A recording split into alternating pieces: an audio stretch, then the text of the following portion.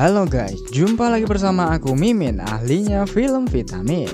Cinta dan masa depan adalah sebuah misteri yang menggairahkan, di mana dua hal itu akan membuat kita makin bersemangat dalam menjalani suatu kehidupan. Seperti sebuah anime yang berjudul Kimi no Na wa ini, bercerita mengenai dua insan yang sangat berbeda latar belakang. Mitsuha yang hidup di lereng gunung dan Taki yang hidup di tengah perkotaan. Seketika mereka tiba-tiba dapat bertukar tubuh satu sama lain. Hal ini pun membuat kehidupan mereka diwarnai keseruan. Sebelum lanjut, tak ada salahnya untuk memencet tombol like, share, dan subscribe karena itu gratis. Langsung saja kita lanjut ke videonya.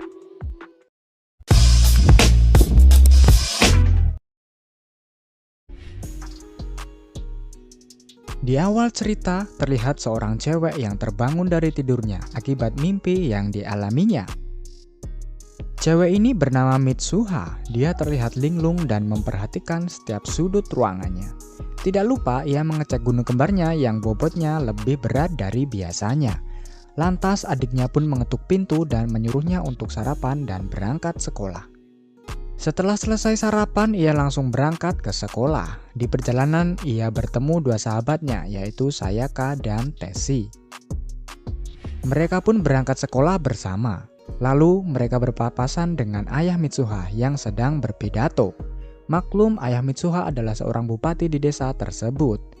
Cibiran pun dilontarkan dari teman-teman Mitsuha. Setibanya di sekolah, teman-teman Mitsuha pun menatap Mitsuha secara aneh. Karena belakangan ini, tingkah Mitsuha juga sangat aneh. Ia seperti mempunyai dua kepribadian. Mitsuha pun sangat kebingungan akan hal itu. Malam pun tiba dan ini adalah jadwalnya Mitsuha untuk melakukan upacara adat istiadat di tempat mereka. Salah satu kegiatannya adalah mengolah nasi menjadi sake fermentasi secara alami. Ia pun terlihat jengkel dengan apa yang terjadi di hidupnya dan ingin merasakan hidup di tengah perkotaan.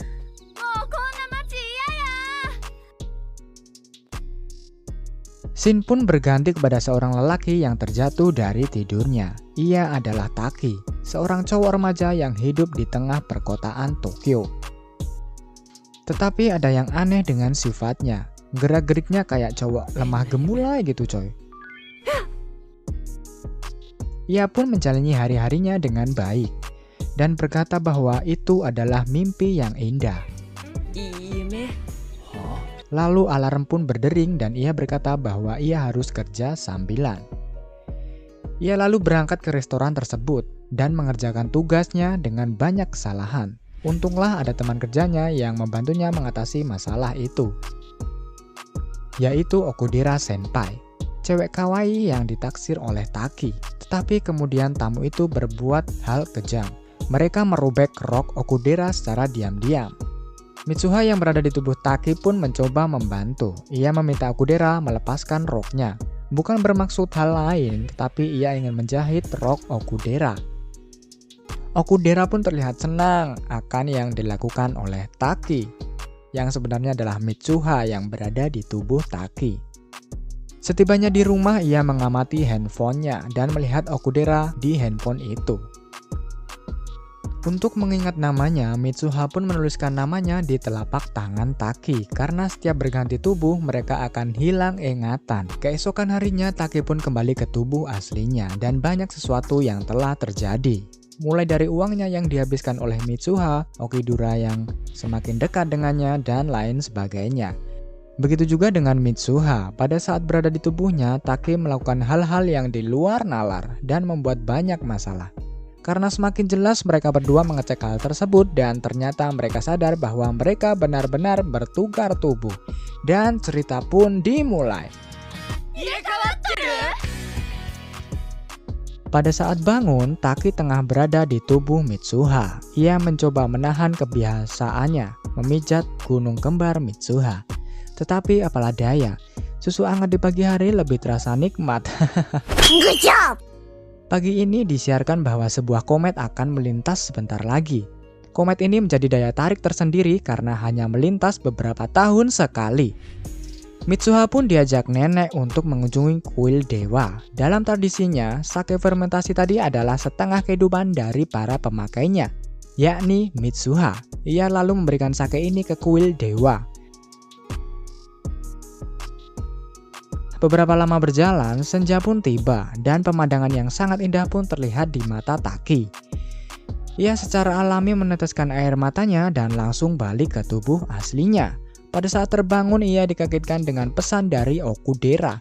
Ternyata hari ini Taki ada janji kencan bersama Okudera. Ia langsung bergegas berangkat menemuinya. Mitsuha yang mengetahui hal itu terlihat bahagia, tetapi entah kenapa ia meneteskan air mata.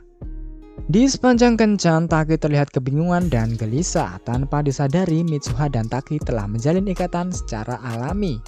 Okudera pun mengatakan bahwa Taki hari ini terlihat berbeda, begitu juga dengan perasaannya. Scene pun berganti kepada Mitsuha yang bersiap-siap di acara pelintasan komet ini. Terlihat Mitsuha yang telah memakai yukata dan memotong rambutnya. Tak lupa Sayaka dan Teshi yang menemaninya. Sampailah mereka di rerumputan hijau nan lapang. Komet pun melintas dengan indah. Tetapi secara tidak terduga, serpihan komet pun terpisah dan mengarah ke tempat Mitsuha. Dan tiba-tiba semuanya menjadi gelap. Taki pun sudah tidak bertukar tubuh dengan Mitsuha lagi. Seperti telepon yang tiba-tiba terputus. Taki pun murung dan merasa kehilangan. Ia mencoba melukis pemandangan yang pernah ia lihat saat berada di tubuh Mitsuha. Semakin lama serasa semakin gila. Dengan keinginannya untuk mencari keberadaan Mitsuha pun tak terbendung lagi. Ia berniat mencari Mitsuha saat itu juga, tetapi ternyata dua sahabatnya ingin menemaninya. Mereka pun mencari tempat tinggal Mitsuha bermodalkan sebuah lukisan yang digambarnya. Di akhir pencariannya ada seseorang yang tahu mengenai pemandangan itu. Lantas mereka langsung mendatanginya. Tetapi ternyata tempat itu telah hancur akibat ledakan komet yang menghantam tempat tersebut. Taki pun tidak percaya dengan ini semua, lantas ia mencoba melihat catatan yang selama ini disimpan di HP-nya. Tapi tiba-tiba semua catatan itu terhapus tanpa jejak. Ia pun mencoba mengecek sejarah kelam itu di perpustakaan dan melihat nama Mitsuha yang menjadi daftar orang meninggal di kejadian itu. Total ada 500 orang telah meninggal akibat jatuhnya komet tersebut. Taki pun sempat putus asa dan menganggap bahwa itu semua hanyalah mimpi ataupun arwah dari orang yang dihantam oleh komet tersebut. Tetapi semua itu bukan mimpi karena gelang yang ia pakai adalah bukti nyata dari keberadaan Mitsuha. Taki pun berniat mencari keberadaan Mitsuha sendirian dan menyuruh teman-temannya untuk kembali pulang. Tibalah Taki di kuil dewa dan ia sekarang yakin bahwa itu semua bukan mimpi. Taki pun bergegas menuju kuil tersebut dan menemukan fakta bahwa terjadi perbedaan dimensi waktu antara Taki dan Mitsuha. Kejadian yang terjadi pada Mitsuha adalah 3 tahun lalu. Lantas Taki pun meminum sake yang dibuat oleh Mitsuha dahulu. Itu merupakan setengah dari tubuh Mitsuha. Dan tiba-tiba sesuatu pun terjadi. Ia seperti jatuh ke dalam dimensi waktu dalam kehidupan Mitsuha. Ia pun terbangun dan sadar bahwa ia sedang berada di tubuh Mitsuha. Tidak lupa ia melepas kerinduannya dengan gunung kembarnya. Adiknya yang melihat keanehan kakaknya pun ketakutan dan pergi. Ia terbangun sebelum kejadian komet itu. Jadi ia berpikir bahwa masih ada kesempatan untuk menyelamatkan Mitsuha dan seluruh warga yang ada di tempat tersebut. Lalu dia mengajak kedua sahabatnya untuk membantunya. Mereka berencana untuk mematikan listrik kota dan menyiarkan berita untuk mengarahkan para warga ke tempat yang aman untuk menghindari komet tersebut. Tetapi tiba-tiba ia merasakan keberadaan Taki dan perasaannya itu tertuju pada kuil dewa. Ia pun menuju tempat tersebut. Di sana terlihat bahwa Mitsuha telah terbangun di dalam tubuh Taki. Dan ia melihat keadaan desanya yang telah hilang. Ia baru menyadari bahwa komet itulah penyebabnya. Langit senja pun hampir tiba. Samar-samar terdengar suara Taki yang memanggil Mitsuha. Lantas mereka pun saling mencari satu sama lain. Tetapi karena perbedaan dimensi, mereka pun tidak bertemu. Sampai pada satu titik bahwa senja telah tiba dan mereka pun dapat melihat satu sama lain.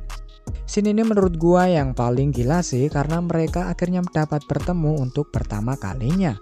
Setelah melepas kerinduan bersama, mereka pun berniat menuliskan nama mereka masing-masing agar pada saat pergantian tubuh, mereka tidak lupa. Tetapi senja keburu berakhir dan mereka pun belum sempat untuk menuliskan nama mereka. Taki pun awalnya ingat nama itu, tetapi tiba-tiba kenangan itu seakan hilang dari ingatannya dan ia tidak bisa mengingat namanya. Mitsuha pun berusaha melanjutkan rencananya, yakni menyelamatkan seluruh penduduk di desa itu. Pembangkit listrik pun meledak dan tersisa listrik Sayaka yang masih menyala.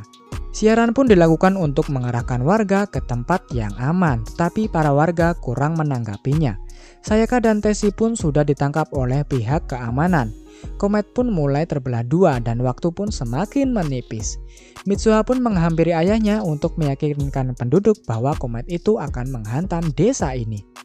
Dan tibalah waktunya, komet itu menghantam desa dan seluruh desa luluh lantah tak berbekas. Shin pun berganti kepada Taki. Ia telah dewasa dan seakan lupa dengan itu semua. Terlihat di berita bahwa sebelum ledakan terjadi, seluruh penduduk telah berhasil dievakuasi. Alhamdulillah. Good job! Di suatu malam yang dingin, Taki dan Mitsuha sempat berpapasan. Tetapi ya seperti di film drama biasanya, entah kenapa mereka belum ditakdirkan bertemu. Tapi keajaiban pun terjadi. Taki dan Mitsuha berpapasan lagi saat di dalam kereta. Mereka pun saling mencari satu sama lain dan akhirnya mereka pun bertemu. Awalnya mereka ragu, tetapi Taki memutuskan untuk menyapanya. Alhasil mereka pun yakin dan endingnya Kimino Namaiwa. Ya, mereka saling memberitahu nama mereka. Dan tamat. So guys, jadi itu adalah jalan cerita film dari anime Kimino Nawa. So guys, jangan lupa untuk subscribe, like, dan share video ini. Jangan lupa klik tombol loncengnya. Gua Mimin, ahlinya film vitamin. Pamit undur diri, bye-bye.